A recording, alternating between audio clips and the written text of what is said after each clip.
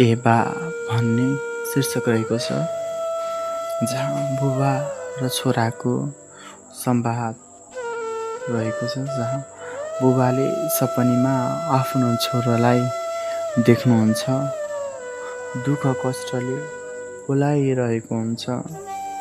त्यसै सन्दर्भमा छोराले आफ्नो दुःखहरू पोखिरहेको हुन्छ बुबासँग बसेर। त्यही सन्दर्भमा रहेको एउटा काल्पनिक संवाद रहेको छ। एबा साँझको बेला सिमसिमे पानी परिरहेको थियो। आनन्दले सुतिरहेको थिए। त्यही बखत बाहिरबाट ए मेरा बा, मेरी आमा भन्दै आवाज आयो। म बिस्ताराबाट उठेँ र बाहिर गएर हेरेँ। कोही कतै थिएनन् त्यहाँ। भित्र पस्न लागेको थिए। रुन्चे स्वरले मेरा बा भन्दै पल्लो डाँडाबाट आवाज आयो।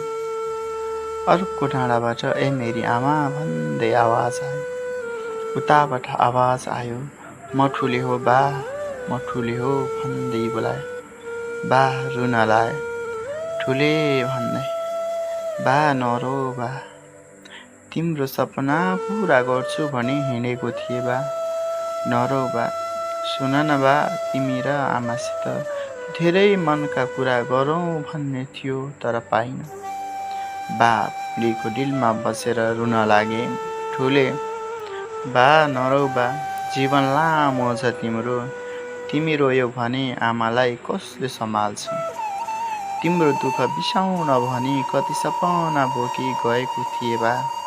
तिमीले मेरा लागि गरेको दुःख कष्ट सम्झी गएको थिए। खाम न पानी भनी दुःख गरी तिमीले हामीलाई हुर्कायौ, पढायौ, लेखायौ। घरको छाक टार्न भनी आफै भोको रहयौ। आफूले फाटेको लुगा लगाएर पनि हामीलाई सधैँ राम्रो दियौ। तिमीले हामीलाई दिएको खुसी दिन मन थियो। तिमीले लगाएको फाटेको कपडा हटाई नयाँ लगाइदिने मन थियो। बा, आमालाई सम्झेको छ है, ठुलेले भनिदिनु ल। आमाले लगाउनु भएको गुनियो चोलो फेरि दिने मन थियो। बा, मनमा अनेकौं कुराहरू आइरहन्थ्यो। कसलाई भनौँ, कसरी भनौँ हुन्थ्यो।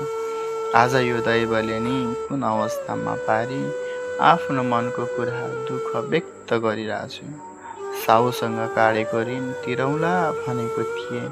साउ तिम्रो रहेको गन्तकी जग्गा फुकाई तिम्रो हातमा दिउँला भनेको थिएँ। बा, आमालाई नरोइकन बस्न भन्नु है। म नभए नि के भो त? भाइ बहिनीहरू छन्, ख्याल राख्नु है। बा रोइरहेका थिए।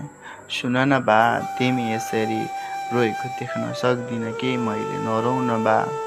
बा पछिको बा होस्, सबैको ख्याल गरेछ है। बा आमाले दुःख गरेर तिमीहरूलाई हुर्काए, कहिल्यै नबिर्सिनु बा आमाको दुःख है ठुले भन्थे काकाले। बा पछिको जिम्मेवारीको काँध होस् भन्थे। बाको नि जिम्मेवारी पुरा गर्न सकिनँ मैले। ए बा, भाइ बहिनीको बिहा गरौँला, तिमी र आमालाई तीर्थ घुम्न लैजाउँला भनेको थिए बा। यो दैव पनि निष्ठुरी रहेछ। म सधैँ हजुरहरूको साथमा हुनेछु। बा, आमालाई भनिदिनु है, ठुलेले सम्झेको छ भनेर। दुवै डाँडाबाट आएको आवाज एक्कासी बन्द हुन्छ।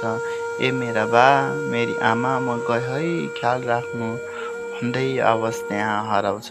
म झसङ्ग भए। ठुलेकी आमाले ए ठुलेका बा, खाम माथि आइसक्यो। आज कति अबेरसम्म सुतेको? उठ्नु न भन्न थालिन्। म झसङ्ग भएर उठ्दा सपना पुरहेछ भन्ने ठाने।